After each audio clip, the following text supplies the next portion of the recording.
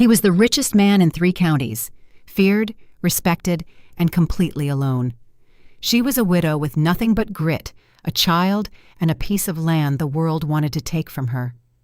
When their paths cross, it sparks something neither of them expected, a fight not just for land, but for dignity, justice, and the right to stand as equals. Watch closely, because everything is about to change. If you enjoyed this journey, don't forget to like, comment, share, and subscribe so you won't miss the next story. The sun doesn't ask for permission to rise in Wyoming. It just does. It hits the peaks of the mountains first, turning the snow into jagged teeth of gold. Then it spills down like cold honey over the plains. I stood on the porch of a house with 14 rooms. 14. Most nights I only use 3. The kitchen for coffee, the office for numbers, the bedroom for a sleep that never lasted long enough. I am the richest man in 3 counties. People tell me that like it's a compliment. To me, it just sounded like a count of all the things I had to protect and all the people I couldn't trust. I walked toward the back door. It was Monday. There it was. Like it had been every Monday, Wednesday, and Friday for the last 18 months. A willow basket, tucked right against the wood of the door. Inside were 24 brown eggs nestled in straw and a 1-pound block of sweet butter wrapped in wax paper. I looked at that basket and felt a sudden sharp sting of shame. I realized right then that I was a man who knew the price of everything and the value of nothing. For a year and a half, I had eaten this food. I had signed the checks for W. Hollister every month.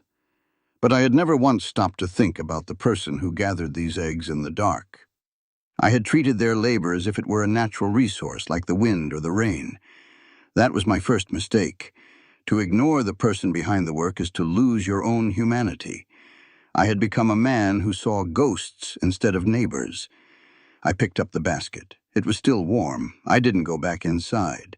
I walked toward the stables. I heard a sound. A soft, rhythmic humming. It wasn't one of my cowhands. My men don't hum, they grumble. I rounded the corner of the corral. There stood a woman. She wasn't tall. She wore a gray wool dress that had seen better days, and her hair was the color of a walnut shell. She was standing right in front of Tempest. Tempest is my black stallion.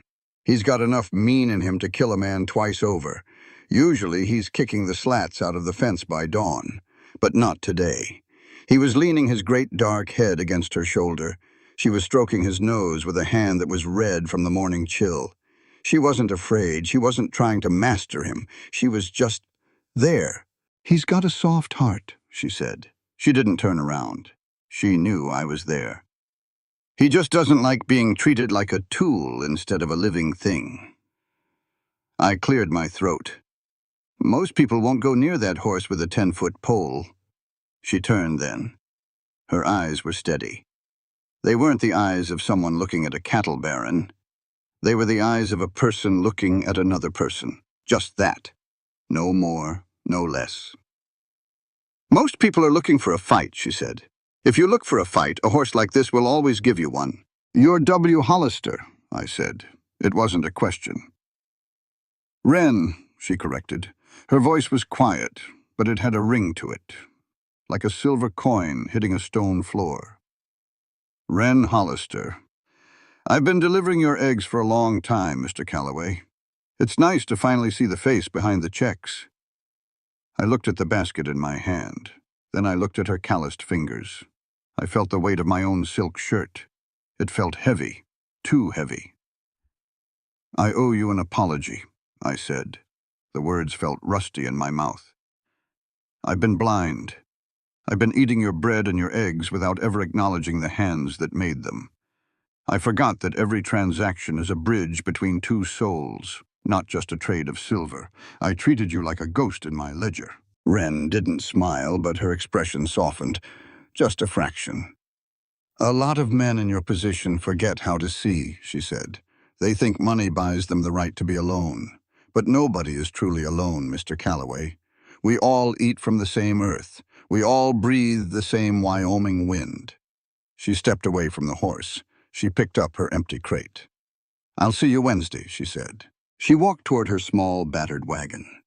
I stood there, the richest man in 3 counties, holding a basket of eggs and feeling like I had just been handed the most valuable thing I owned, a reminder that I was still human. I watched her drive away. For the first time in 6 years, the house behind me didn't feel like a fortress. It just felt like a very large, very empty place that was waiting for something to happen. The coffee in my mug had gone cold. I didn't mind. I've spent half my life drinking cold coffee and eating dust, and it never killed me. What was killing me was the silence of that house. Usually the silence was a blanket. It kept the memories tucked away. But after seeing Wren Hollister at the corral, the silence felt like a question I didn't know how to answer. I walked into my office. It was a room of dark wood and heavy curtains. It smelled of old paper and tobacco. On the desk lay the ledger, the great ledger of the Callaway Cattle Company. It was a thick, leather-bound book that held the heartbeat of 3 counties. I flipped the pages. I found the section for local suppliers.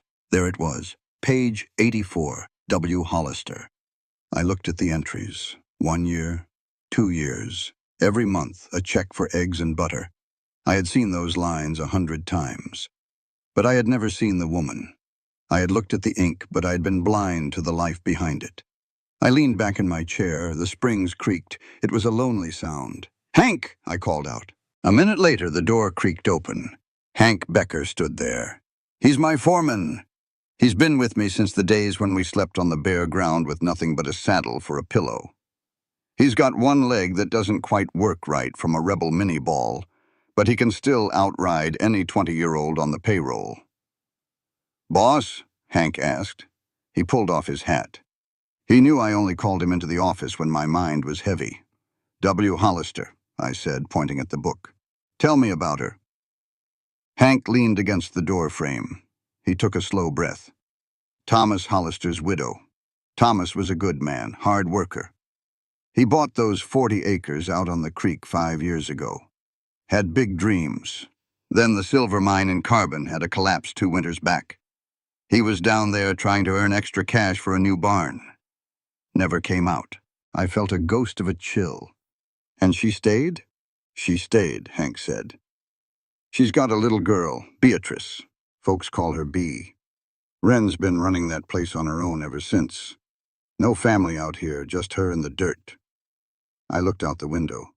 The sun was higher now. The prairie was stretching out, indifferent to the people struggling on it. "Hank," I said. My voice sounded low. "I realized something this morning. Something that makes me feel smaller than I've felt in a long time. We think we are building an empire here, but an empire is nothing but a collection of people. If I don't know the story of the person who puts food on my table, then I'm not a leader. I'm just a man with a bank account. I've been treating this ranch like a machine, but a machine doesn't have a soul. People do. And ignoring a person's struggle is a quiet kind of cruelty." Hank nodded slowly. He didn't disagree. He knew me too well for that. "You've had your own grief to carry, Nate. Sometimes a man closes his eyes because the light hurts too much." "Maybe," I said. "But 6 years is a long time to keep them closed." After Hank left, I did something I hadn't done in years. I walked to the end of the hallway. There was a door there. It was white. The paint was starting to flake at the edges. I reached for the handle.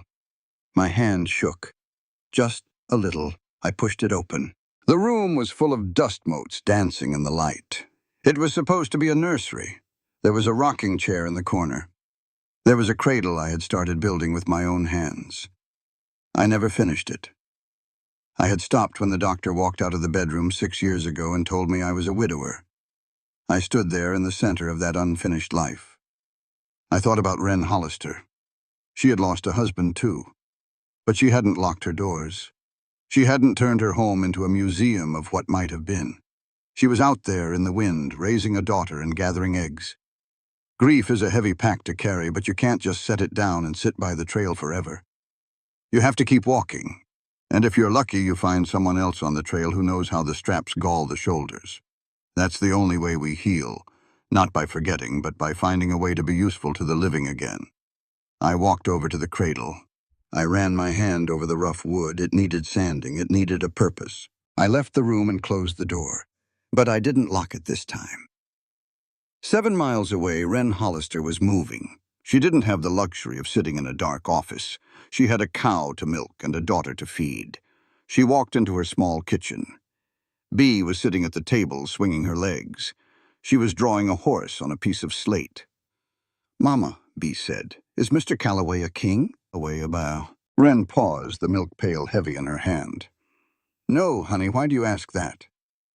"His house is so big, it looks like a castle in the books." Wren set the pail down. She knelt in front of her daughter.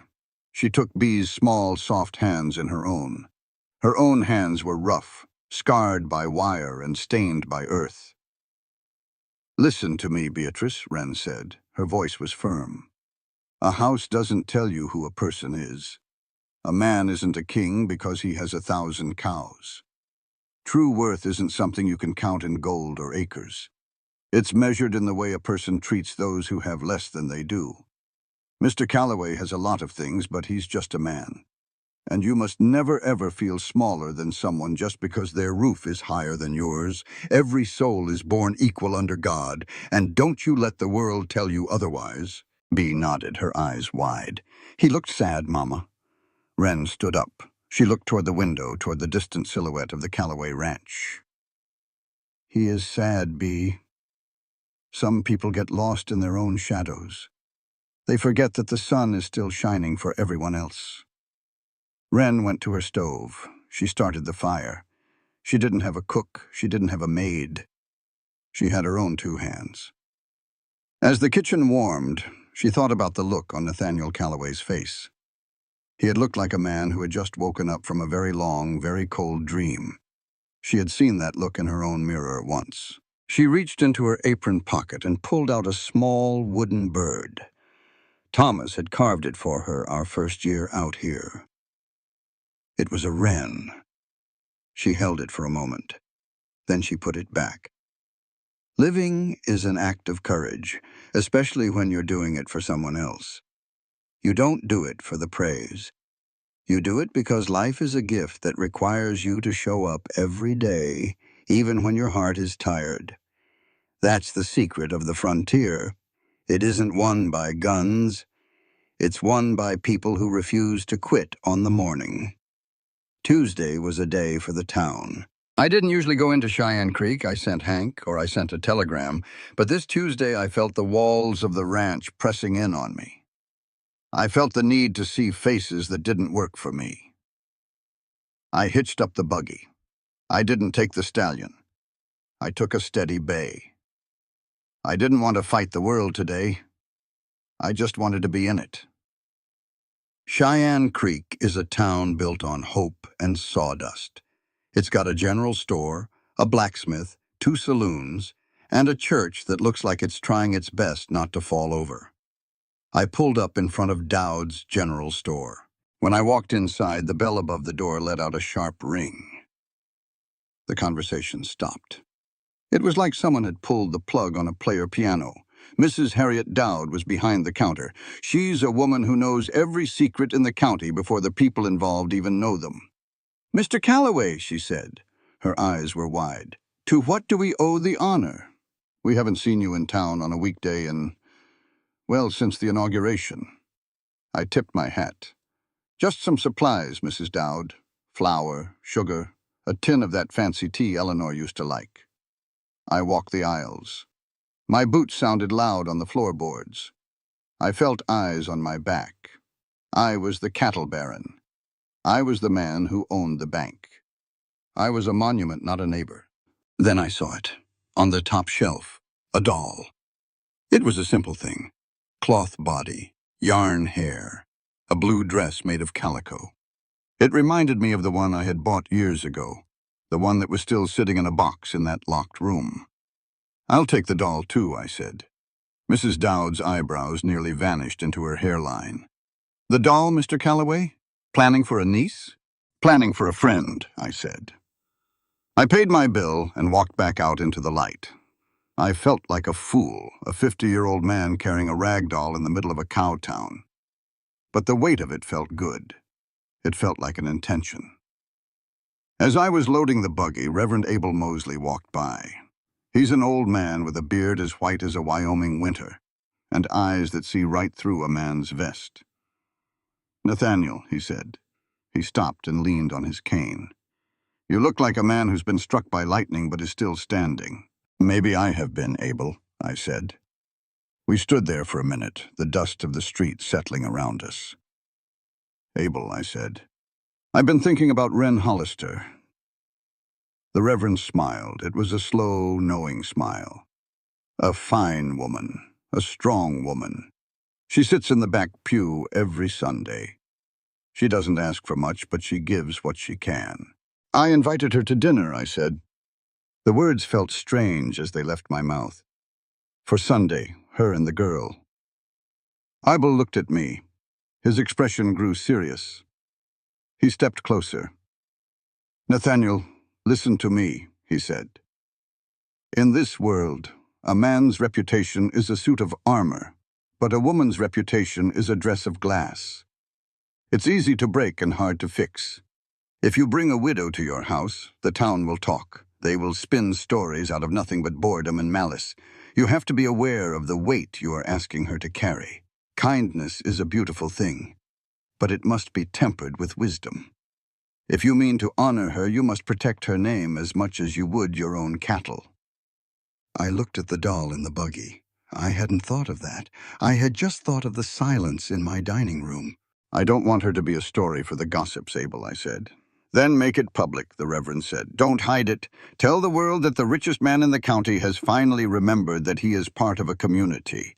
Tingui, Nathaniel, humanity, is not a private investment. It's a public debt we all owe to one another. When you show respect to a person who has less power than you aren't just helping them. You are reminding everyone that dignity isn't something you buy, it's something you recognize in others." I thanked him. I drove home, but I didn't go to the big house. I drove past my gates. I drove down the creek road. I found the Hollister place. It was small. The barn was leaning. The fences were patched with scrap wood, but the porch was swept. There were flowers in a tin can by the door. Wren was outside, hanging laundry. She looked up as I approached. She didn't look flustered. She just wiped her hands on her apron and waited. I stepped off the buggy. I felt out of place in my tailored coat. "Mrs. Hollister," I said. "Mr. Calloway," she replied. I reached into the buggy and pulled out the doll. I held it out. "For your daughter. I saw it in town. I thought she might like it." Wren looked at the doll. Then she looked at me. There was a long silence. The wind rustled the sheets on the line. "That's very kind of you," she said. She took the doll. Her fingers brushed mine. They were warm. "Beatrice will be thrilled. She's never had a store-bought doll." "Mrs. Hollister," I said. I remembered the Reverend's words. "I would like to invite you and Beatrice to Sunday dinner, at the ranch, high noon. I've already told Reverend Mosley, and I'll be telling Mrs. Dowd. I want it known that you are coming as my guest, as a neighbor." Wren stood taller. She understood exactly what I was saying. She understood the protection I was offering. "You're a thoughtful man, Nathaniel," she said. She used my first name. It felt like a promotion. "We would be honored to come, but I have a condition." "What's that?" "I'm bringing a dessert. I don't care how many cooks you have. In this house, we don't go anywhere empty-handed. Accepting help is one thing, but maintaining one's independence is another. A person must always have something to offer, even if it's just a loaf of bread or a kind word. That's how we keep the balance between us. It's how we stay equals." I smiled, a real smile. It felt like my face had forgotten how to do it, but it was coming back. "I wouldn't have it any other way, Wren," I said. I drove away, leaving her standing there with a blue calico doll and a laundry line full of white sheets. As the sun began to set, the sky turned a deep bruised purple. I realized that for the first time in years, I wasn't dreading the Sunday silence. I was looking forward to the noise. Life is a series of invitations. Sometimes we invite people into our homes, and sometimes we invite them into our hearts.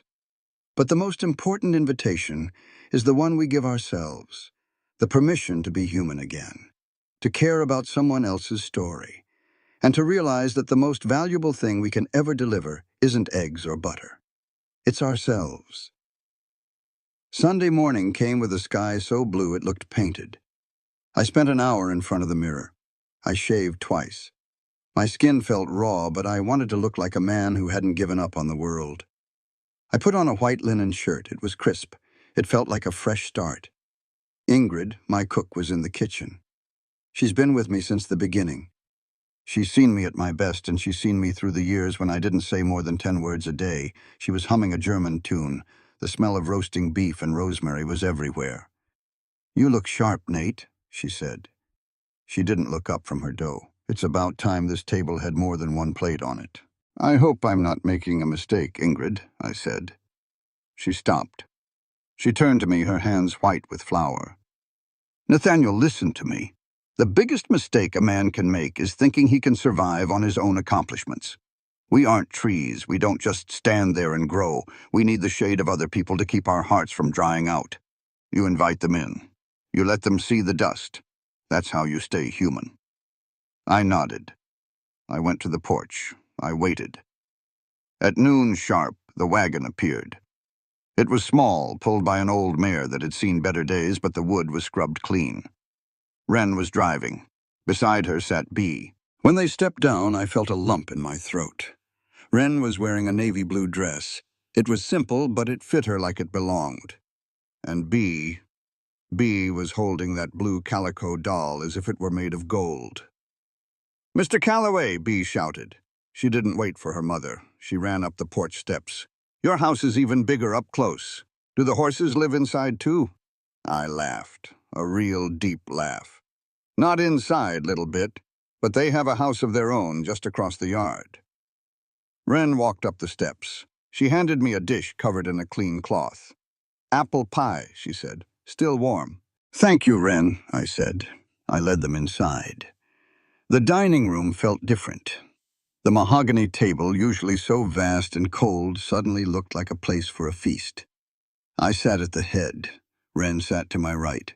Bee sat across from her, her feet dangling a good 6 inches from the floor. We ate. We talked. Or rather, Bee talked, and we listened. She told me about the goat that tried to eat her hat. She told me about the stars she saw from her loft. She asked me why my house had so many windows if I only had 2 eyes. I looked at Wren. She was watching her daughter with a look of pure, unshielded love. "She's a wonder, Wren," I said. Wren set her fork down. She looked at me, her gaze steady. "She's my life, Nathaniel. But she's also a reminder. I tell her every night that a person's spirit is like a garden. If you don't pull the weeds of bitterness, they'll choke out everything beautiful. We lost Thomas. It was a heavy blow, but if I let that loss make me a hard woman, I'd be failing her. We have a responsibility to the people we love to stay soft, even when the world is hard. That's the only way the next generation learns that hope isn't a lie." I felt the weight of her words. I had let the weeds grow for 6 years. I had let the bitterness of Eleanor's death turn my garden into a wasteland. "I think I've been a hard man for a long time, Wren," I said. "You've been a lonely man," she corrected gently. "There's a difference. Loneliness is just a house with the lamps turned off. You can always strike a match." After dinner, I took them to the stables. I whistled. Tempest, the black stallion, trotted to the gate. He whinnied, but it wasn't a challenge. It was a greeting. I lifted Bee up. Her eyes went wide. I set her on Tempest's back. I kept my arm tight around her waist. "He's so tall," she whispered. "He's a king," I said. "And today, you're the princess." Wren stood by the fence. She was smiling, but her eyes were wet. We stood there in the afternoon sun, the smell of hay and horse all around us. "Thank you for this, Nathaniel," she said. "No," I said. "Thank you. I realized today that a house is just wood and stone until there's a voice in it that doesn't belong to you. I've spent years counting my cattle and my acres thinking I was building a legacy. But a legacy isn't something you leave behind in a will. A legacy is the way you make people feel when you're still standing in front of them. Today, you made me feel like I'm more than just a name on a check. We stayed out there until the shadows grew long. When they left, the silence returned to the ranch. But it was a different kind of silence. It was the silence of a room that knew it would be filled again. It was a quiet, full of echoes. I went back inside. I sat in my office. I didn't open the ledger. I just sat there and listened to the house breathe. The good feelings of Sunday didn't last long. Life in the West has a way of reminding you that the wind can change in an instant. On Tuesday morning, I was in town. I had business at the bank, my bank. I owned 60% of the shares, but I let Silas Grimm run the day-to-day. Silas was a man who dressed in fine broadcloth and spoke with a tongue that sounded like honey but felt like cold grease. I walked into his office. Silas was sitting behind a desk made of dark walnut. He looked up, his spectacles glinting. "Nathaniel," he said, standing up. "I was just about to send a messenger to the ranch. Good timing." "What's on your mind, Silas?" I asked.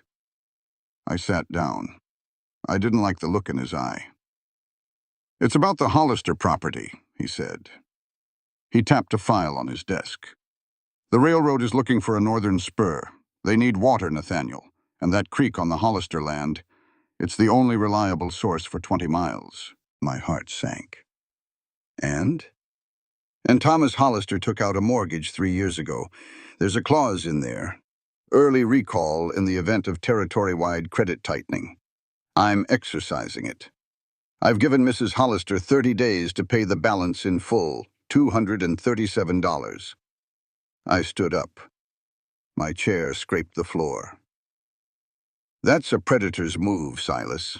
There is no credit tightening. The cattle market is at an all-time high." Silas smiled. It was a thin, bloodless thing. "It's business, Nathaniel. The railroad will pay 10 times that amount for the land. Think of the bank's profits. Think of your profits." I leaned over his desk. I felt a heat in my chest that had nothing to do with the summer sun. "Business without a conscience is just a fancy word for theft, Silas. You're talking about taking a home from a widow and a child so you can put more gold in a vault that's already full. Power without mercy is just a slow way to make enemies of your own soul. If we start treating people like obstacles instead of neighbors, we aren't building a territory. We're building a graveyard." Silas didn't blink. "You've gone soft, Calloway. This is the West. The strong survive, and the weak sell out. It's the way of the world." "Not in my county," I said. I walked out of the bank. I didn't go to my buggy. I walked straight to the telegraph office. I sent a wire to a lawyer I knew in Cheyenne. Then I rode out to Wren's place. She was in the yard, chopping wood. Her face was set in a hard line. She saw me coming, but she didn't stop until she'd split a thick log of pine. "You heard," she said. It wasn't a question. "I heard," I said. I stepped down from the saddle. "Wren, I want you to listen to me. I can write a check right now. I can clear that mortgage before the sun goes down. It's nothing to me. I want to do it." Wren leaned on her axe. She looked at me. There was a pride in her eyes that was as sharp as the blade.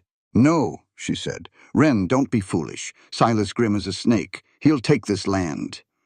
"Nathaniel, look at me," she said. She stepped closer. "I appreciate your heart. I really do. But a gift given to someone who hasn't asked for it can sometimes feel like a chain. If you pay my debts, I stop being your neighbor, and I start being your project. I won't have that. My dignity isn't for sale, not even for the price of my home. A woman has to know she can stand on her own feet, or she'll never feel truly free. I will find a way, but it has to be my way." I looked at the small house. I looked at the garden she had worked so hard to grow. I felt a deep, thumping respect for her. "I understand," I said. "But let me help you with the fight, even if I don't pay the bill. I have lawyers. I know the laws. Grimm is breaking the spirit of the contract, if not the letter. Let me stand with you, Wren. Not in front of you. Beside you." Wren looked at me for a long time. The wind rustled the dry grass. Finally, she nodded. "Beside me," she said. I can live with that. I stayed for a cup of coffee. We sat on the porch and watched the sun dip toward the mountains. We didn't talk about money. We talked about the law. We talked about the railroad. Why do they do it, Nathaniel? She asked quietly. Why is it never enough for men like Grimm? I sighed. Because they think life is a game where the person with the most toys wins. They don't realize that at the end of the day, the only thing you take with you is the knowledge of how you treated people. They've forgotten that every human being has an inherent right to a place they call home. When you take that away for a profit, you're tearing a hole in the fabric of the world that no amount of money can patch. As I rode back to the ranch, I felt a new kind of fire. I wasn't just Nate Calloway, the rich man. I was a man with a purpose. Grimm thought he was playing a game of chess. He didn't realize he'd just stepped into a ring with a man who finally had something to fight for. That night, I went to the nursery. I sat in the rocking chair. I didn't feel the grief as much as I felt the resolve. Strength isn't about how much you can take from others, it's about how much you can protect. And sometimes the hardest thing to protect isn't a piece of land, it's the right of a person to fight their own battles. I fell asleep with a plan forming in my head. A plan that had nothing to do with cattle, and everything to do with a woman who delivered eggs and a girl who liked horses. The wind was coming off the bighorns, cold and sharp enough to shave a man. I stood on my porch and watched the dust devils dance across the yard. I had been a man of action my whole life. If a steer was sick, I doctored it. If a fence was down, I mended it. If a man crossed me, I dealt with him. But this required a different kind of strength. It required me to keep my hands in my pockets and my mouth shut. Wren had told me no. She wouldn't take my gold. She wouldn't let me be her savior. At first, it stung my pride. I'm Nathaniel Calloway. I'm supposed to be the one who fixes things. But then I sat with it. I chewed on it like a tough piece of jerky until it started to make sense. I realized that true respect means honoring a person's right to fight their own battles. When you take over someone's struggle, you aren't just taking their burden, you're taking their victory too. If I wanted Wren to look at me as an equal, I had to stop treating her like a problem that needed solving. I heard a buggy coming up the drive. It wasn't Wren, it was Elias Merkel. Elias had traveled all the way from Cheyenne. He was a small man with a suit that cost more than a good horse and a brain that was sharper than a skinning knife. Nathaniel, he said, stepping down. He adjusted his spectacles. I've reviewed the documents you sent. Silas Grimm is a clever man, but he's a greedy one, and greed usually leaves a trail of crumbs. Can we stop him, Elias? I asked. Elias looked out at my cattle. We can fight him, but it won't be your fight. If I'm to represent Mrs. Hollister, she has to be my client. She has to be the one to sign the papers. She has to be the one to face the court. Can you handle that? I have to, I said. We rode out to Wren's place. The ride was quiet. I was thinking about the first time I saw her, just a week ago, though it felt like a lifetime. I was thinking about how much I had changed. When we pulled into her yard, Wren was out by the goat pen. She was wearing an old leather vest over her dress. She looked tired, but her back was as straight as a lodgepole pine. Bee was playing in the dirt with her new doll. When she saw me, she waved. My heart did a slow, heavy roll in my chest. Wren, I said, tipping my hat. This is Elias Merkel. He's the best legal mind in the territory. He's here to talk to you, not to me. Wren looked at Elias. She didn't look impressed. She looked cautious. She wiped her hands on a rag and stepped toward us. Mr. Merkel, she said, I hope Nathaniel told you that I don't have much to offer in the way of a fee. Elias smiled. It wasn't the shark-like smile of Silas Grimm. It was the smile of a man who loved the truth. Mrs. Hollister, the fee has been settled as a matter of public interest. Mr. Calloway believes that if a bank can do this to you, they can do it to any man in the 3 counties. A law that only protects the person with the most money isn't a law at all. It's a weapon. And if we let the powerful use the law as a club, eventually the whole foundation of this territory will crumble. I'm not here for the gold. I'm here because the rule of law belongs to everyone, or it belongs to no one. Wren looked at me. I stayed by the buggy. I didn't move toward her. I wanted her to know this was her space. "Let's sit on the porch," she said. For the next 2 hours, I sat on the top step and listened to them talk. Elias explained the concept of unconscionability. He explained that Grimm's early recall of the mortgage was based on a bad faith interpretation of the contract. He talked about equitable relief. Wren listened. She asked questions that made Elias pause and think. She didn't want a loophole. She wanted what was right. "I don't want to cheat the bank," Wren said. Her voice was firm. "I owe them the money. I've always paid on time. I just want the time Thomas and I agreed to.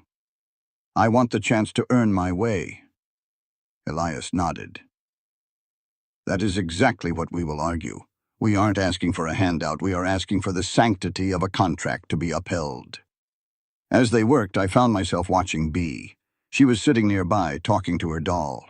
She was telling the doll that the barn was going to be okay. It hit me then that justice isn't just about papers and courtrooms. It's about the peace of mind of a 6-year-old child. When we fight for what's fair, we are building a world where a child can feel safe in her own yard. That is the highest form of duty a man can have. When Elias was finished, he had a stack of papers for Wren to sign. She took the pen. She hesitated for a second, her hand hovering over the line. Then she signed her name, Wren Hollister. It was a small act, just some ink on paper, but it felt like a declaration of war. After Elias left to head back to town, I stayed behind for a moment. Wren was standing on the porch, holding the folder of legal documents. The sun was starting to set, casting long golden shadows across her small patch of earth. "You didn't say a word, Nathaniel," she said. "It wasn't my place to speak," I said. Wren walked down the steps. She stood close to me. I could smell the wood smoke and the lavender on her skin. "I wanted to thank you," she whispered. "Not for the lawyer, but for the silence. For letting me be the one to sign. Trust isn't built on what you can do for me. It's built on the respect you show for what I can do for myself. By standing back, you gave me my pride back. And that's a gift I don't think I can ever repay." I looked at her. I saw the strength in her jaw and the softness in her eyes. I realized that I was falling for her, not because she was a widow in trouble, not because she was beautiful, but because she was the only person I had ever met who didn't want anything from me but my honesty. "Wren," I said. I reached out, but I didn't touch her. I just pointed to the mountains. I've spent 20 years trying to own everything my eyes could see. But standing here today, I realize that I don't own a thing that matters. True wealth isn't what you have in your vault. It's the people who are willing to stand with you when the wind starts to howl. I'd trade every acre I have just to know that I'm the kind of man you'd choose to stand next to." Wren didn't say anything. She just reached out and took my hand. Her palm was rough. Her grip was strong. We stood there for a long time, two people who had been lonely in very different ways, finally finding a bit of common ground. But the moment was broken by a sound, a low, rumbling sound from the direction of the main road. I turned. I saw a group of riders, 4 of them. They weren't cowhands. They were wearing dark coats and sitting on expensive horses. Leading them was Silas Grimm. He didn't come into the yard. He stopped at the gate. He tipped his hat, but there was no kindness in the gesture. He looked at Wren, then he looked at me. "Just out for a ride, Calloway," Grimm called out. His voice carried across the grass. "Beautiful land, Mrs. Hollister. It's a shame when people don't know when to let go of something they can't afford. The railroad doesn't like to wait." Wren tightened her grip on my hand. She didn't flinch. "Mr. Grimm," she shouted back, "the railroad might not like to wait, but the law doesn't like to be bullied. You'll be hearing from my attorney, Mr. Merkel. I suggest you read your own contracts more carefully." Grimm's face darkened. The honey in his voice was gone. "Merkel. You're playing a dangerous game, woman. Lawyers are expensive, and accidents, well, Accidents happen to people who cause trouble for the Union Pacific. He turned his horse and rode off, his men following close behind. The dust settled slowly in their wake. I felt a cold shiver go down my spine. This wasn't just about a mortgage anymore. This was about power, and men like Silas Grimm didn't lose power without a fight. "He's trying to scare you, Wren," I said. Wren let go of my hand. She looked toward her house. "He's succeeded. I'm terrified, Nathaniel. But I've learned something in the 2 years since Thomas died. Fear is a natural thing, but it's a terrible master. If you let it drive you, you'll end up in a place you never wanted to be. I'd rather be scared and standing my ground than safe and living on my knees." I looked at her. She was a small woman in a faded dress, standing in front of a leaning barn. But in that moment, she looked more powerful than any man I had ever met in a boardroom or a bank. "I'll send 2 of my men," I said. "Jesse and Marcus. They're good men. They'll stay in the barn. They won't interfere. They'll just be here." Wren nodded. She didn't argue this time. She knew the difference between charity and protection. "Thank you, Nathaniel," she said. As I rode back to the ranch, I thought about the road ahead. It was going to be a long month. Grimm was going to push. He was going to use every dirty trick in the book. I looked at the stars coming out over the plains. I realized that the real measure of a man isn't how much he can accumulate in the sun. It's how much he's willing to lose in the dark to do what's right. I had been a big man in these counties for a long time, but I was finally starting to grow into a good one. I didn't go to my office when I got home. I went to the kitchen. I sat with Ingrid and drank a cup of her strong coffee. "You have that look again, Nate," she said. "What look is that?" "The look of a man who's finally found something worth more than his own skin." I laughed quietly. "I think you're right, Ingrid. I think you're right." I went to bed, but I didn't sleep much. I kept thinking about that signed paper on Wren's porch. It was just a thin piece of wood pulp, but it was the strongest thing I'd ever seen. The dawn was thin and pale, like watered-down milk. It didn't bring warmth. It just brought enough light to see the wreckage. I was at the ranch, nursing a cup of black coffee, when I saw the dust trail. It was coming fast, too fast for a casual visit. I stood on the porch, my heart hammering against my ribs like a trapped bird. I recognized the horse. It was one of Wren's mares. But Wren wasn't driving a wagon. She was riding astride, her skirts tucked up, her face a mask of cold fury. She didn't stop at the gate. She rode right into the yard. She slid off the horse before it had even come to a full halt. She didn't say a word. She just walked up the steps and handed me a crumpled piece of paper. Her hand was shaking, not from fear, from the kind of rage that burns so hot it turns ice cold. "Read it," she said. Her voice was a jagged edge. I smoothed out the paper. The handwriting was a crude, ugly scrawl. "Accept the bank's offer. Leave while you still can. Next time it'll be the goat, or the girl." The world went red for a second. I felt the blood rushing to my face, a heat so intense it made my eyes sting. "Grimm," I growled. "I found it on the chicken coop door," Wren said. She stared out at the horizon, her jaw set. "They didn't just leave a note, Nathaniel. They killed 5 of my best hens. They didn't eat them. They didn't take them. They just They wrung their necks and left them in a pile, to show me they could." I turned toward the house. "Hank, get the horses saddled. Get the boys. We're going to the bank." "Stop." Wren's voice wasn't loud, but it had the weight of an iron bar. I stopped with my hand on the doorframe. "Sit down, Nathaniel," she said. "Sit down, Wren. He threatened Beatrice. He's killing your livelihood. I'm going to break that man's world apart." "And then what?" Wren stepped toward me, her eyes locking onto mine. "If you go down there and use your boots and your guns to settle this, you aren't defeating Silas Grimm. You're just proving that he's right.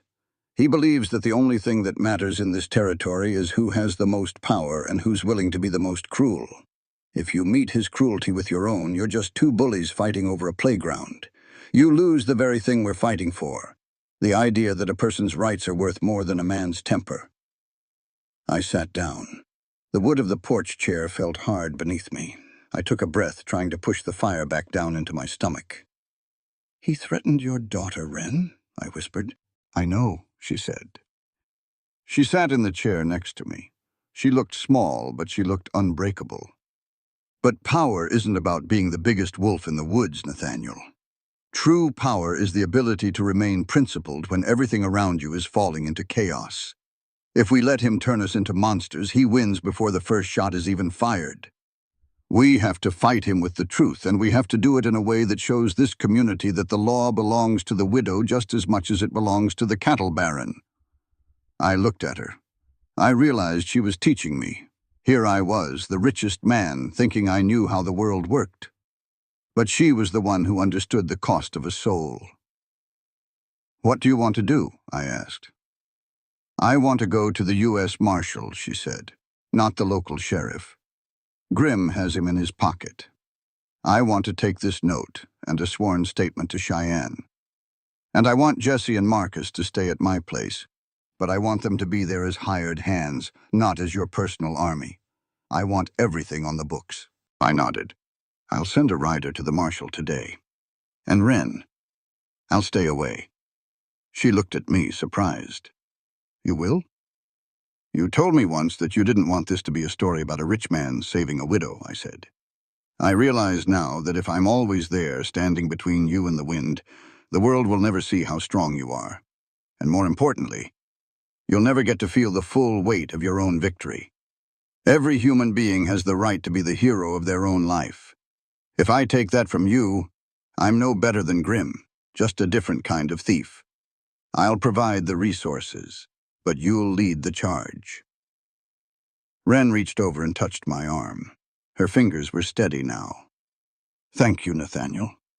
That is the most difficult thing I've ever asked of a man, and the most honorable thing a man has ever granted me. We spent the next hour making a plan. It was a plan of papers and protocols. We were going to build a cage of law around Silas Grimm until he had nowhere left to jump. When it was time for her to go back, I walked her to her horse. The sun was higher now, but the air still had a bite. I held the reins for her as she mounted. I looked up at her, and for a moment, I didn't see the woman who delivered eggs. I saw the future. Wren, I said. Yes? When this is over, I began, my voice a bit shaky. When the bank is back in its place and the barn is safe. When the town is talking about how Wren Hollister defended her land and won. May I come to your porch one evening, not as a benefactor, not as a neighbor with a lawyer, but as a man who would like to ask you a question I haven't yet given myself permission to ask? Wren looked down at me. A soft, genuine smile broke across her face, the first one I'd seen all day.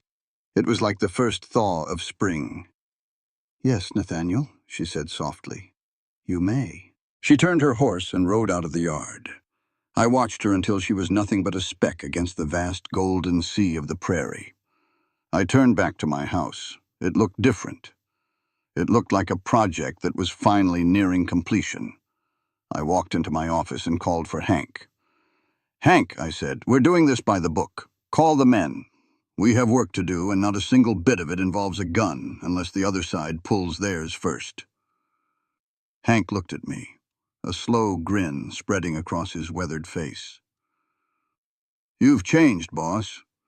You're starting to think like a man who's got something to lose besides his cattle. I do, Hank, I said. I've realized that a man's real wealth isn't the gold in his safe. It's the integrity of his word and the quality of the people who are willing to walk beside him. I've spent 40 years being feared. I'd like to spend the rest of my life being respected. There's a big difference between the two, and it's taken me far too long to see it. The next few days were a blur of activity. We sent the telegrams. We documented the kill. We moved Jesse and Marcus into Wren's barn with a formal contract of employment.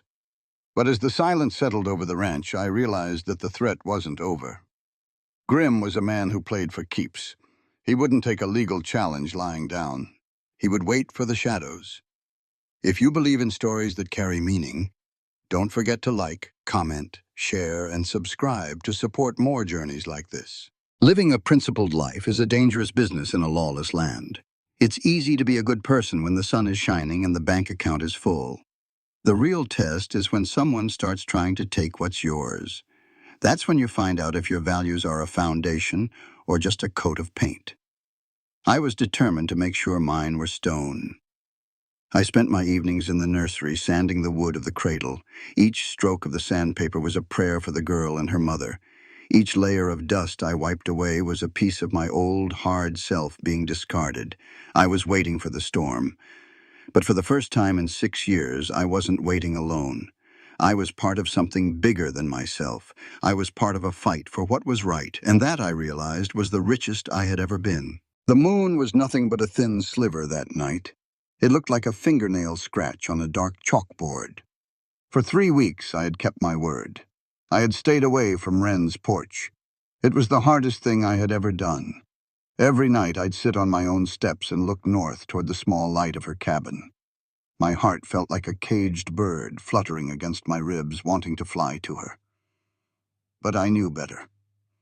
Self-discipline isn't just about controlling your temper. It's about controlling your heart for the benefit of someone else. I knew that if the town saw me there every night, they'd stop seeing Wren as a woman standing on her own. They'd start seeing her as my shadow. And I wouldn't do that to her. I was in my office staring at a map of the county. The clock on the wall was ticking like a heartbeat. Then I saw it. It wasn't a sound. It was a change in the light. A faint orange glow reflected in the glass of my window. It was coming from the north. "Hank!" I roared. My voice cracked the silence of the house like a whip. I didn't wait for him to answer. I was out the door and in the stables before he reached the porch. I didn't saddle Tempest. I just threw a blanket on him and a bridle. Hank and 4 other men were right behind me. We didn't talk. There was no need. We rode like the devil was chasing us. Or maybe we were the ones chasing the devil. 7 miles is a long way when your world is on fire. When we crested the final hill, my stomach dropped. The barn, the new sturdy barn that the community had helped Wren patch up, was a pillar of flame. The heat was so intense I could feel it from the road. I saw shadows moving in the firelight. I saw Wren. She wasn't screaming. She wasn't fainting. She was in the middle of the yard, hauling a heavy bucket of water. She was wearing a nightgown with a coat thrown over it, her hair wild and loose. Marcus, one of my men, was on the ground, clutching his leg. Jesse was by the corral, firing his pistol into the darkness of the tree line. I vaulted off Tempest before he even stopped. I ran to her. "Wren, where's Bee?" She looked at me, her eyes reflecting the inferno. She pointed to the root cellar near the cabin. "She's under the ground," Wren gasped, her voice raw from smoke. "I put her there the second I smelled the kerosene. I told her, 'Beatrice, you stay in the dark until you hear my voice, and only my voice.' A parent's first duty is to provide safety, but the second is to teach a child that even in the darkness, they are not abandoned. I had to make her brave so I could be strong enough to fight." I grabbed the bucket from her hand. "Get to her. Stay with her. We've got this." But Wren didn't move. She grabbed another bucket. "No, this is my home, Nathaniel. I am not a guest in my own struggle." We fought that fire for 2 hours. It was a losing battle against the wood, but we were winning for the animals. Marcus had been shot in the thigh, but he had managed to get the cow and the goats out before the roof groaned. Jesse had chased off the cowards who had thrown the torches. 4 men in dark duster coats who vanished into the creek bed like rats. Then something happened that I didn't expect. I heard the sound of more hooves. Not 4, dozens. I looked toward the road, fearing Grimm had sent reinforcements. It was the Schmidts, then the Ellsworths, then old Albrecht in his wagon. Even Reverend Mosley arrived, clutching a shovel like it was a holy relic. They didn't ask questions. They didn't look at the clock. They just formed a line. A community is a quiet thing until it is tested by fire. You find out that your neighbors aren't just the people who live near you. They are the people who are willing to bleed with you when the world turns mean. By the time the sun started to gray the eastern sky, the fire was out. The barn was a blackened skeleton, smoking and hissing in the morning dew. But the cabin was untouched. The livestock were huddled in the far pasture. and everyone was alive. Reverend Mosley walked over to us. His face was smeared with soot, his good Sunday coat ruined. He looked at the smoldering ruins, then he looked at me and Wren.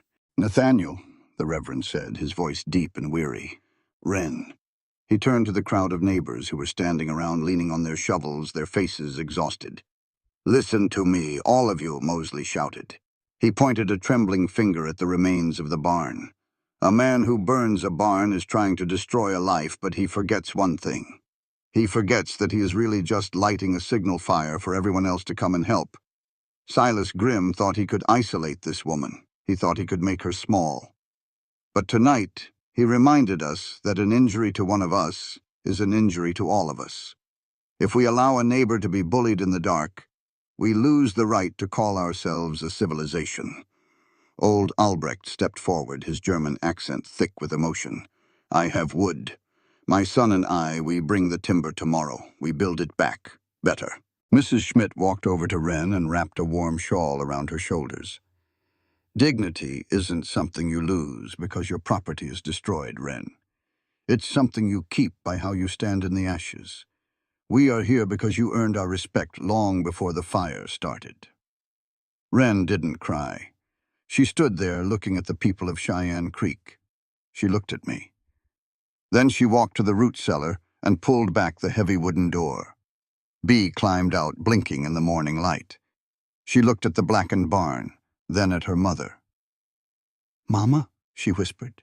Wren knelt down and pulled the girl into a tight hug. She looked up at the neighbors. "Beatrice, look at these people," Wren said clearly. "I want you to remember this morning. I want you to remember that when the world tried to take our home, these people brought their hands and their hearts to help us hold on to it. Wealth is not what we had in that barn. Wealth is the people standing in this yard right now." The neighbors started to disperse, heading back to their own chores, promising to return with tools and food. I stayed. I helped Hank load Marcus into the wagon so we could get him to the doctor in town. When the yard was finally quiet, I stood with Wren by the smoking ruins. I felt a deep, aching fatigue, but my mind was clear. "He's done, Wren," I said. "Grimm went too far. The marshal will have his head for this." Wren looked at me. Her face was smudged with ash, but her eyes were like diamonds. "He wanted to break me, Nathaniel," she said. "He wanted me to run to you and beg you to take me away. He wanted to prove that a woman alone is a tragedy waiting to happen." I looked at her. Really looked at her. "He was wrong," I said. "A woman alone can be a tragedy. But a woman with a community is an empire. And a man who thinks he can buy or burn his way through that is a fool. I've spent my life thinking I was the power in this county because of my bank shares and my cattle. But tonight, I saw the real power. It's the invisible thread that ties one house to another. It's the realization that we are all responsible for each other's safety." Wren reached out and took my hand. Her skin was rough, smelling of smoke and earth. It was the most beautiful thing I had ever felt. "You came," she whispered. "I'll always come, Wren," I said. "But I didn't come to save you. I came to stand with you. There's a big difference. One is an act of pity, and the other is an act of love. Pity makes a person feel small, but love makes them feel like they can rebuild a barn in a day." We stood there in the quiet dawn, watching the smoke rise in thin, lazy curls toward the heavens. The barn was gone, but something much stronger had been built in its place. I looked at the house I had built for myself. The 14 rooms, the mahogany furniture, the silence. I realized that my house was just a shell. Wren's house, even with a charred barn and a dirt yard, was the one that was full. True wealth isn't the gold you keep in a safe where no one can see it. It's the life you build that other people are willing to fight for. I had finally stopped being the richest man in 3 counties, and I had started being a man who was rich in the only way that mattered. "Go home, Nathaniel," Wren said softly. "Get some sleep. You have a barn to build tomorrow." I smiled. I tipped my hat. I climbed onto Tempest and rode back toward my fortress. But as I rode, I didn't feel like I was leaving her behind. I felt like I was carrying her with me. The night the barn burned was the night the shadows finally left my heart. I knew what I had to do. I knew who I wanted to be. And I knew that come winter, that 14-room house was going to be a lot noisier. And for the first time in 6 years, that thought didn't scare me at all. The smell of charred pine hung over the valley for days. It was a bitter scent. It reminded you of what had been lost. But 3 days after the fire, a new smell arrived. It was the smell of fresh-cut cedar and sweat. It was the smell of a beginning. I arrived at Wren's place at 6 in the morning. I wasn't alone. I had 30 men with me. Some were my cow hands. Some were the neighbors who had fought the fire. We brought wagons loaded with timber from my own private grove. We brought kegs of nails and saws that were sharp enough to cut through a man's bad intentions. I didn't give orders that day. I didn't sit on my horse and point. I took off my coat, I rolled up my sleeves, I grabbed a hammer. We worked, all of us. There was no richest man in that yard. There was just a line of men lifting heavy beams. There was the rhythmic thwack of hammers. The sun beat down and the dust rose, but no one complained. Old Albrecht stood at the corner of the new frame.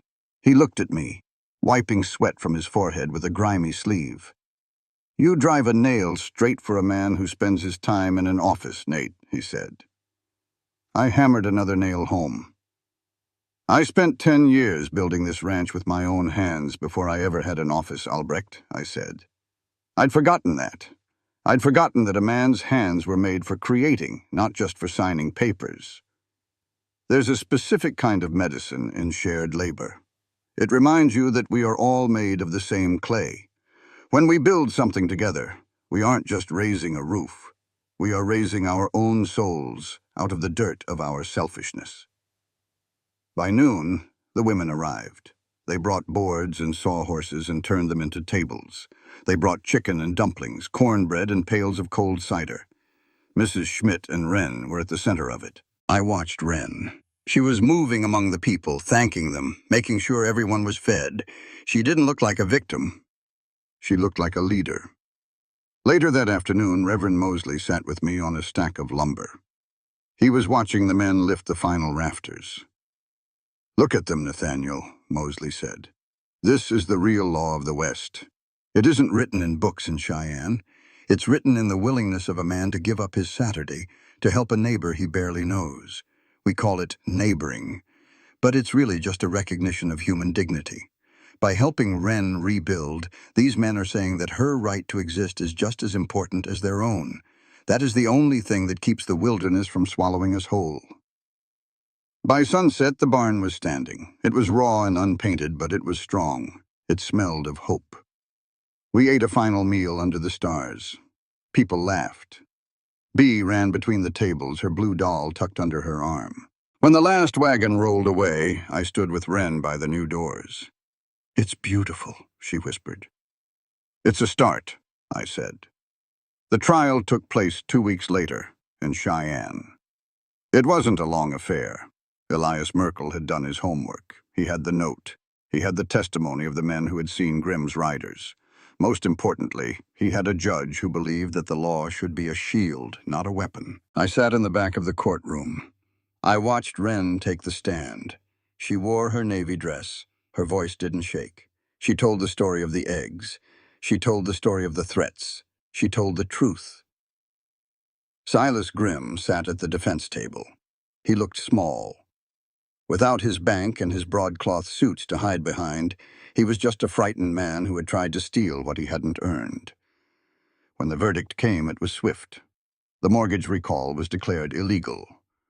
The railroad's claim was dismissed. Grimm was ordered to pay for the barn and the livestock. But the judge didn't stop there. He looked at Grimm over his spectacles. "Mr. Grimm," the judge said, his voice echoing in the silent room. "Justice is not a miracle that falls from the sky. It is a choice made by people who believe the truth matters more than a bank balance. You treated this woman's life like a line in a ledger you could simply erase. You forgot that the law was created to protect the person, not the profit. In this territory, we will not allow the powerful to harvest the fields they did not sow. The courtroom erupted. I saw Wren close her eyes. I saw her shoulders finally drop an inch. The war was over. I waited 3 days after we returned from Cheyenne. I wanted the dust to settle. I wanted her to have a moment of pure, unadulterated peace. It was a Friday evening. The first Friday in 2 years that Wren didn't have to worry about the bank. I rode Tempest up the road. I didn't bring a lawyer. I didn't bring a checkbook. I stopped at the gate. I took off my hat. Wren was on the porch. She was sitting in a rocking chair, watching the shadows grow long over the creek. She looked up and smiled. "Come in, Nathaniel." I walked up the steps. I felt like a nervous boy. I sat on the railing across from her. "The barn looks good," I said. "It does," she said. I took a breath. This was the moment I had promised myself. "Wren," I began, "I told you once that I wanted to ask you a question. I've spent my life thinking that if I had enough money and enough power, I wouldn't have to ask anyone for anything. I was wrong. I'm a man who has a lot of rooms and not enough reasons to walk into them." Wren stopped rocking. She watched me. "I would like to ask for the honor of courting you," I said.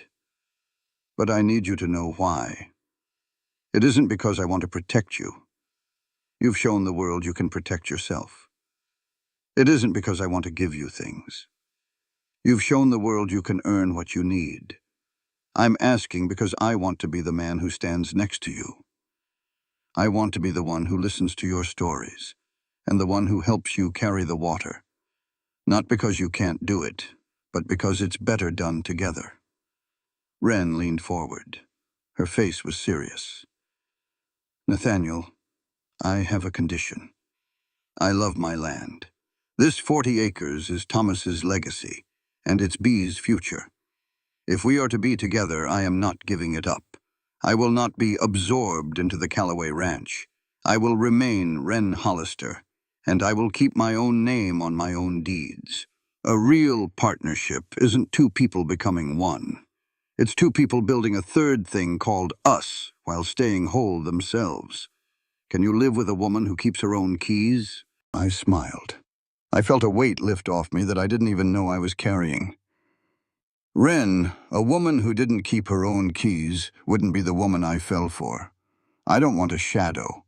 I want a partner. I want a house where we both have a vote and we both have a voice. That is the only kind of life worth living." She reached out her hand. I took it. "Then yes, Nathaniel," she whispered. "You may court me." I reached into my pocket. I pulled out a small velvet box. Inside was a ring. It wasn't the biggest diamond in the territory. It was a simple gold band with a small, clear sapphire. It had belonged to my mother. "I'm not asking for an answer today," I said. "Courting takes time. It takes seasons. I want to earn my place, but I want you to keep this as a promise. When the first snow falls on the bighorns, if you're ready, then we can talk about the next step." Wren took the ring.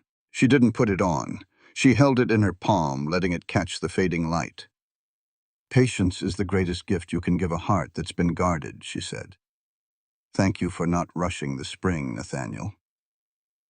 I walked back to my horse. I felt lighter than I had in 20 years. As I rode away, I looked back at the small house on the creek. The light was on in the window. It wasn't my house, it wasn't my land. But it was where my heart lived. I had spent 3 counties' worth of wealth trying to find happiness. I found it in a willow basket, a charred barn, and a woman who taught me that the only thing better than being the richest man in the world is being the man who is worthy of a good woman's trust. The snow didn't come with a roar. It came in the middle of the night, quiet and steady, like a secret being whispered across the plains. When I woke up and looked out the window, the world was gone. There were no fences. There were no cattle. There was just a vast white sheet of silence. The bighorns were hidden behind a veil of gray, but you could feel them standing there, heavy and ancient. I remembered what Wren had said on the porch that summer evening. When the first snow falls, if you're ready, then we can talk. I didn't wait for breakfast. I didn't even wait for the sun to fully clear the horizon. I saddled Tempest, my breath blooming in the air like white smoke. The ride to the creek was slow. The world felt muffled, as if God had laid a blanket over the earth to give it a rest. When I pulled up to the gate, I saw smoke curling from Wren's chimney. The new barn stood tall and dark against the white. I walked up the steps, my heart doing a slow, heavy dance in my chest. Wren opened the door before I could knock. She was wearing a heavy wool sweater. She looked at me, then she looked at the snow on my shoulders. "You're early, Nathaniel," she said. "I've been waiting for this snow since July, Wren," I replied. She stepped back to let me in. The cabin was warm. It smelled of pine needles and toasted bread. On the table, next to a half-finished drawing by B, was the velvet box I had left with her months ago. It was open. Wren held up her left hand. The gold band with the small sapphire caught the light of the hearth. It looked like it had always belonged there. "I'm ready," she said. I didn't grab her and spin her around. I didn't make a grand speech, I just walked over and took her hand. I looked at the ring, then I looked at her. "I realized something this morning, Wren," I said. "I spent 20 years thinking that the first snow meant danger for my cattle and a loss on my ledger. But today, I saw it for what it really is. A chance to start over, a clean slate. I think that's the greatest human right we have, the right to change our story. We aren't bound by who we were yesterday. We are defined by the choices we make when the world is new and white." Wren squeezed my hand. "It's a beautiful story we're starting, Nathaniel." We were married 2 weeks later. It wasn't a cattle baron's wedding. There were no reporters from Cheyenne. There were no imported flowers or champagne. We held it in the small church in town, the one with the roof that tried its best. Reverend Mosley stood at the altar. The pews were full of people in their best wool coats and scuffed boots. Hank was my best man. Mrs. Schmidt stood with Wren. Jesse and Marcus, both fully healed, sat in the front row, looking proud. When it came time for the vows, I didn't use the standard words. I looked at Wren, and I spoke from the place that used to be a wasteland. "Wren," I said, my voice echoing in the small, warm space. "I used to think that being the richest man in 3 counties meant I didn't need anyone. I thought my wealth was my armor. But you taught me that armor only keeps the world out. It doesn't keep the heart alive. I've learned that the only real wealth is being seen. To have another human being look at you, not for what you own or what you can do for them, but for who you are in the dark. I promise to see you every day, not as my wife, but as my equal, not as my partner, but as my teacher." Wren looked at me, her eyes bright and steady. "Nathaniel," she said, "I spent 2 years believing that I had to be a fortress. I thought that asking for help was a sign of weakness, and that being a widow meant I had to walk alone to prove I was strong. You taught me that strength isn't about isolation. It's about the courage to be vulnerable. It's about letting someone else hold the bucket when your arms are tired. I promise to let you stand beside me, not to lead me, and not to follow me, but to walk the same path at the same pace."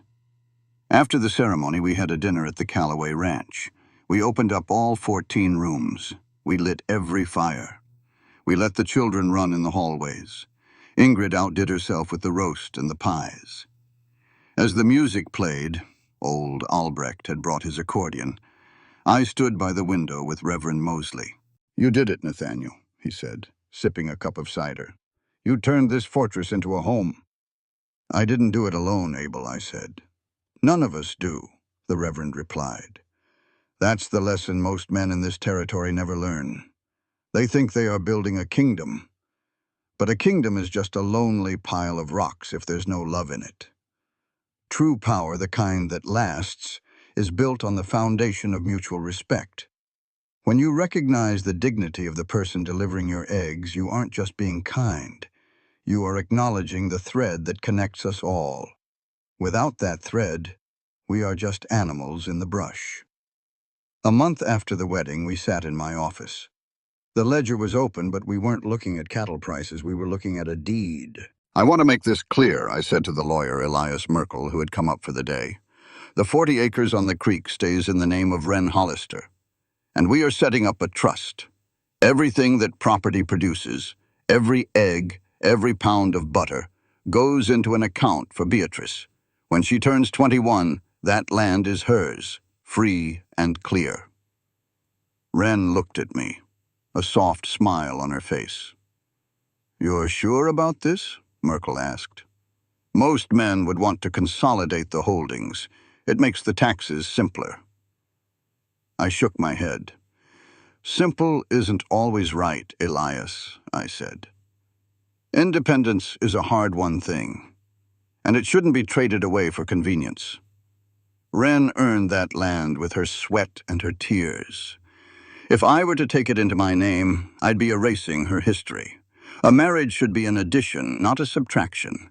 We are keeping her legacy alive because a person's identity is their most sacred possession. You don't merge souls. You just let them grow in the same garden." Wren reached over and squeezed my hand. "Thank you, Nathaniel." The final piece of business happened on a Tuesday. It was a cold evening, and the wind was whistling around the eaves of the big house. Bea was in the parlor, teaching Hank how to play a card game she had made up. The sound of their laughter drifted down the hall. I sat at my desk. I pulled out a fresh sheet of stationery. I dipped my pen in the ink. "Dear Father," I began. I hadn't written to Philadelphia in 17 years. I had left in a cloud of anger and pride, determined to show him that I didn't need his name or his money to be a big man. I had achieved everything I wanted, and I had used that success as a wall between us.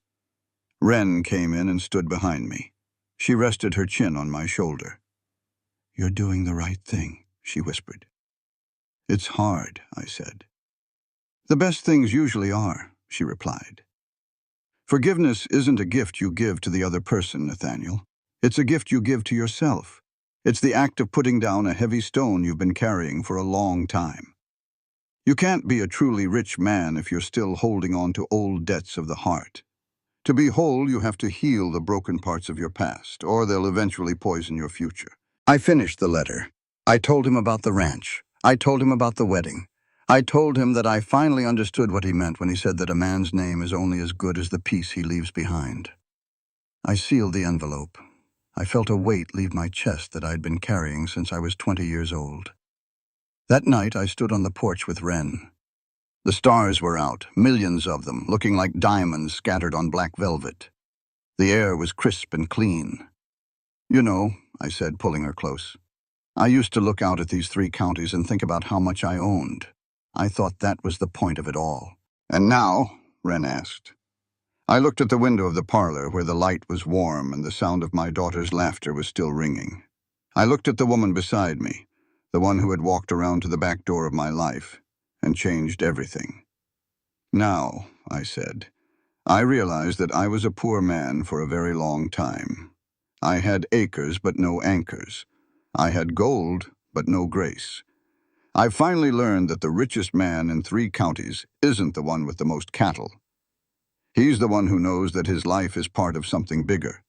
He's the one who knows that a simple basket of eggs can be the start of a kingdom, as long as he's man enough to open the door and see the person holding it." Wren leaned her head against my chest. "We're going to be okay, Nathaniel." "We're going to be better than okay," I said. "We're going to be real." The wind picked up, but we didn't go inside. We stood there in the cold Wyoming night, 2 people who had found each other in the wreckage of their lives, finally understanding that the best things in life aren't found in a ledger. They are found in the quiet moments, in the shared work, and in the simple, beautiful act of delivering your heart to someone who knows exactly how to handle it. The richest man in 3 counties had finally found his fortune, and it didn't cost him a single cent. It just cost him his pride, and he was more than happy to pay the price. Out here on the wide, unforgiving plains, where the wind remembers every story and the land keeps no secrets, what we witnessed today was never just about a burned barn, a threatened home, or a battle against a powerful man. It was about something deeper, something that sits at the very core of what it means to be human. This story reminds us that true strength is not found in wealth, status, or control, but in the quiet courage to stand with others without taking away their voice. Nathaniel Calloway began as a man who had everything money could buy, yet he was empty where it mattered most. It wasn't until he learned to see the person behind the labor, the soul behind the struggle, that he began to understand what real wealth looks like. And Ren Hollister, she stands as a testament to dignity, resilience, and self-worth.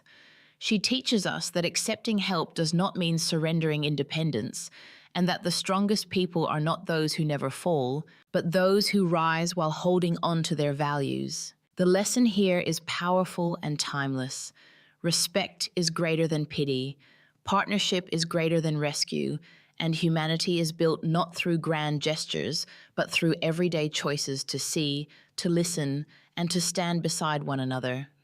In a world that often rewards power and speed, this story slows us down and asks a simple question: do we truly see the people around us, or do we only see what they provide for us?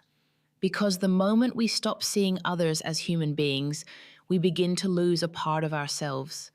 And yet, just as this story shows us, it is never too late to change.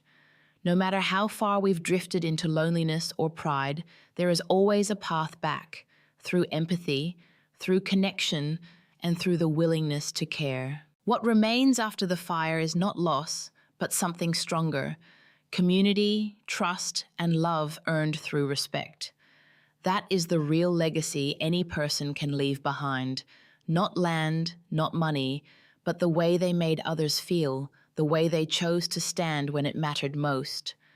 So as you walk away from this story, carry this with you. Be the kind of person who sees others, who honors their dignity, and who understands that the greatest wealth you will ever have is not what you own, but who stands beside you when the storm comes. The story you are about to read is entirely fictional.